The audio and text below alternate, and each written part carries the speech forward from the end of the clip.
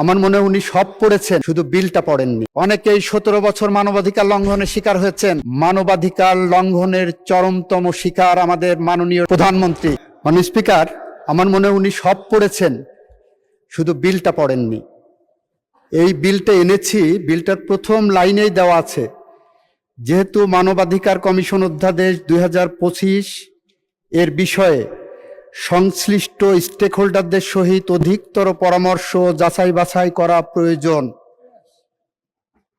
এবং যাতে করে 2009 সালের আইনটা বাতিল করে দিয়েছিলেন, মানবাধিকার কমিশনের জায়গাটা অসম্পূর্ণ না থাকে, ফাঁকা না থাকে, সেই কারণে আপাতত আমরা 2009 সালের আইনটাকে রেস্টোর করেছি, কেউ বলতে যাতে না পারে বাংলাদেশে কোনো মানবাধিকার কমিশন নাই।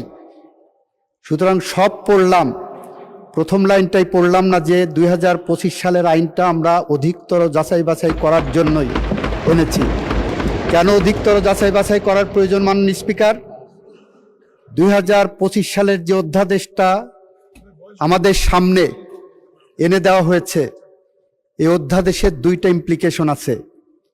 একটি ইমপ্লিকেশন হলো, আমরা যখন কোনো আইন করি, কোনো অ্যাকশন নেই, কোনো অ্যাক্ট করি, সেটা যদি এমন হয় যে এটা করেছি উইথ অ্যান আলটেরিয়র মোটিভ, এটা যদি এমন হয় যে এটা করেছি উইথ এ মেলাফাইডি মোটিভ, যদি এমন হয় যে বিএনপি ক্ষমতায় আসবে, তাকে কোনোভাবেই কাজ করতে দেওয়া হবে না, সেরকম উদ্দেশ্য যদি থাকে, সে ধরনের উদ্দেশ্যপূর্ণ আইনের ভাষায় বলছি, জুডিশিয়াল রিভিউয়ের ভাষায় বলছি, কনস্টিটিউশনাল লয়ের একজন ছাত্র হিসেবে বলছি, that law is a void of initio ল।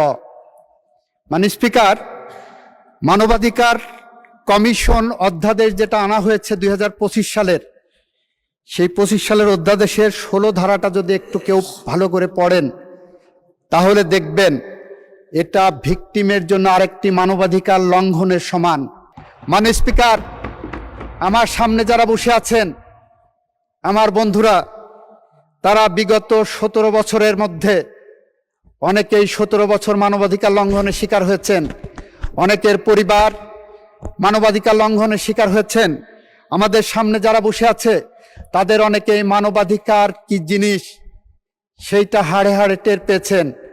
আমি আবারও বলছি, বাংলাদেশের ইতিহাসে মানবাধিকার লঙ্ঘনের শিকার সবচেয়ে বড় পরিবার হলো জিয়া পরিবার।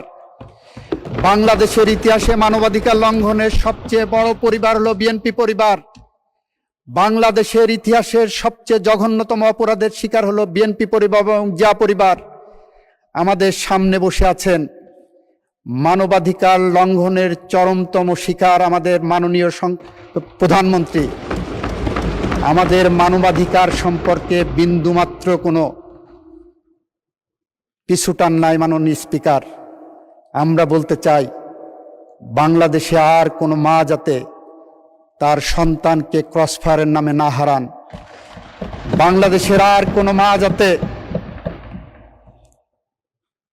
জায়নামাজে বসে তার সন্তান ফেরার প্রতীক্ষায় বসে থাকেন, প্রতিদিন চোখের জল ফেলেন। আমরা চাই না বাংলাদেশে আর কোনো মানুষ মিথ্যা গায়েবী মামলা না শিকার না হন। মাননীয় স্পিকার, আপনাকে একটা স্ট্যাটিস্টিক দেই, এই সরকারের বয়স প্রায় 42 দিন হয়ে গেছে। এই সরকার চাইলে প্রতিহিংসার রাজনীতি করতে পারতেন। 42 দিনে বাংলাদেশের একটি মানুষও ক্রস ফায়ারের শিকার হয়নি। 42 দিনে একটি মানুষও গুমের শিকার হয়নি। মাননীয় স্পিকার, মাননীয় speaker, childhood shows a man, morning shows the day. এই সরকার মানবাধিকারের কোন পথে হেঁটে যাবে, মানবাধিকারের রেকর্ডই বলছে আমরা সেই পথ ধরে হেঁটে যাচ্ছি। সুতরাং আমি আপনার মাধ্যমে মহান সংসদকে আহ্বান জানাবো, এই আইনটি পাশ করা হোক সবাই মিলে। আপনাকে ধন্যবাদ মাননীয় স্পিকার।